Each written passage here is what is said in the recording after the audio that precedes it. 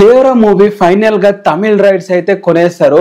అంటే movie rights వచ్చేసి అయితే తమిళ వాళ్ళకైతే అమ్మేయడం అయితే జరిగింది. దీంతో సౌత్ ఇండస్ట్రీలో వచ్చేసి అయితే ఒక్క మలయాళం ఇండస్ట్రీ తప్ప ప్రతి ఇండస్ట్రీకి వచ్చేసి అయితే మూవీని అయితే అమ్మేయడం అయితే జరిగింది. అటు చూసుకుంటే కర్ణాటకలో ఎస్ఎస్ కార్తికేయ గారు అయితే కొన్నారు. అండ్ అటు చూసుకుంటే తెలుగు వచ్చేసి మన వంశీ గారు అయితే కొన్నారు. అండ్ మలయాళం వచ్చేసి ఇంకొకటి పెండింగ్ అవుతుంది. ఇప్పుడు వచ్చేసి తమిళ రైట్స్ అయితే వచ్చాయి అనమాట. మరి తమిళ్లో ఎవరు కొన్నారు అని ఎంత కొన్నారు అని దాని గురించి అయితే మాట్లాడుకుందాం. మ్యాటర్ లోకి వెళ్తే తమిళ్లో వచ్చేసి అయితే మన దేవరా మూవీ రైట్స్ వచ్చేసి అయితే ఈ లక్ష్మి మూవీస్ వాళ్ళైతే కొనడం అయితే జరిగింది. వీళ్ళు ప్రత్యేకత ఏంటంటే వీళ్ళు ప్రీవియస్ గా రిలీజ్ చేసిన ప్రతి మూవీ కూడా బ్లాక్ బస్టర్ అని చెప్పాలి. అంత ముందు పుష్ప మూవీ అయితే రిలీజ్ అయితే చేశారు, డిస్ట్రిబ్యూషన్ అయితే చేయడం అయితే జరిగింది. ఆ తర్వాత మొన్న రీసెంట్ గా వచ్చేసి కల్కి మూవీని అయితే రిలీజ్ అయితే చేయడం జరిగింది. ఆ రెండు మూవీస్ తమిళ్లో బాగా ఆడాయి కాబట్టి దేవరా మూవీ కూడా మంచి రన్ అయితే మంచి థియేటర్స్ అయితే ఇస్తారని చెప్పి అయితే నేనైతే నమ్ముతున్నాను. మరి ఇవ్వాలని అయితే కోరుకుందాం. దేవరా తమిళ రైట్స్ వచ్చేసి చాలా తక్కువ రేట్ కి అయితే అమ్మేశారు. వచ్చేసి దాదాపు 7.9 crores కి అయితే అమ్మడం అయితే జరిగింది. అండ్ వారికి తారకన్న ట్రాక్ రికార్డు తెలిసినట్లు లేదు. తమిళ్లో వచ్చేసి అయితే తారకన్నవి ప్రీవియస్ గా రిలీజ్ అయిన ప్రతి మూవీ కూడా ఆల్ టైమ్ రికార్డ్ అయితే క్రియేట్ చేయడం జరిగింది. తమిళ్లో రిలీజ్ చేయకుండా ఓన్లీ తెలుగు వర్షన్ అక్కడ ఆల్ టైమ్ రికార్డ్ అయితే క్రియేట్ చేశారు. మనం ప్రీవియస్ గా తన మూవీస్ లిస్ట్ చూసుకుంటే, తన కలెక్షన్స్ లిస్ట్ చూసుకుంటే ప్రతి మూవీ కూడా రిలీజ్ అయిన ప్రతి మూవీ కూడా అక్కడ ఆల్ టైమ్ రికార్డ్ కొట్టడం జరిగింది డే 1 కి. ఇక్కడ చూసుకుంటే 7.9 crores కి అయితే అమ్మేశారు.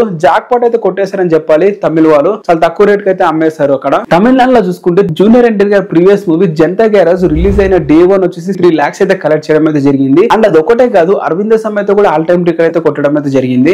అరవింద సమేత అయితే దాదాపు 1.06 crores అయితే రావడం జరిగింది. అండ్ జైల్ అవకాశం కూడా 74 lakhs వరకు అయితే అయితే రావడం అయితే జరిగింది. పిల్లర్ మూవీ వచ్చేసి దాదాపు జూనియర్ ఎన్టీఆర్ గారి ప్యాన్ ఇంటికి తమిళనాడులో వచ్చేసి 10 crores అయితే ఓపెనింగ్ అయితే కొట్టడం అయితే జరిగింది. సో ఇవన్నీ కన్సిడర్ చేసుకున్న తమిళ వాళ్ళకి అయితే చాలా తక్కువ రేట్ కి అయితే అమ్మేస్తారు. పిల్లర్ 10 crores కొట్టడం అనేది అయితే ఒక మన మల్టీ స్టార్ మూవీలో కూడా రిసెస్ రాజమౌళి ఫ్యాక్టరీ అనొచ్చు. దాని తర్వాత వస్తున్న మూవీ కదా ఈజీగా 5 crores పైగా అయితే వస్తాయి డే 1 తమిళనాడులో. సో 7.9 crores అమ్మడం అనేది చాలా తక్కువ అయితే అనిపించింది. బ్రేక్ ఈవెన్ వచ్చేసి దాదాపు 15 crores వస్తే బ్రేక్ ఈవెన్ అయితే అయిపోతుంది. ఇప్పుడు చూసుకుంటే దేవరా మూవీకి 7.9 crores కి అయితే అమ్మేశారు. డే 1 అటు చూసుకున్న 4 crores అయితే వచ్చేస్తాయి. ఆ విధంగా తమిళ వాళ్ళకైతే ఇది ఒక జాక్ పాట్ అనేది చెప్పాలి. శ్రీ లక్ష్మి మూవీస్ వారికి ఇది తమిళ రైట్స్ అన్నమాట. ఫైనల్ గా అయితే కొనేస్తారు. చాలా తక్కువ రేట్ కి అయితే అమ్మారు అనుకుంటున్నాను. బట్ తక్కువ రేట్ అనే కాదు, ప్రీవియస్ గా నేను పుష్పకి ఎంత కొన్నారని చెప్పి సర్చ్ చేస్తే నాకు తెలిసింది ఏంటంటే పుష్ప మూవీ కూడా సేమ్ అంతే 7 lakhs రేంజ్ లోనే కొనడం అయితే జరిగింది. అంతే రేట్ అయితే అమ్మడం అయితే జరిగింది. సో తారకన్నా ఫస్ట్ పాన్ ఇండియా మూవీ కాబట్టి అప్లార్ తర్వాత పాన్ ఇండియా రీచ్ వచ్చిన తర్వాత సో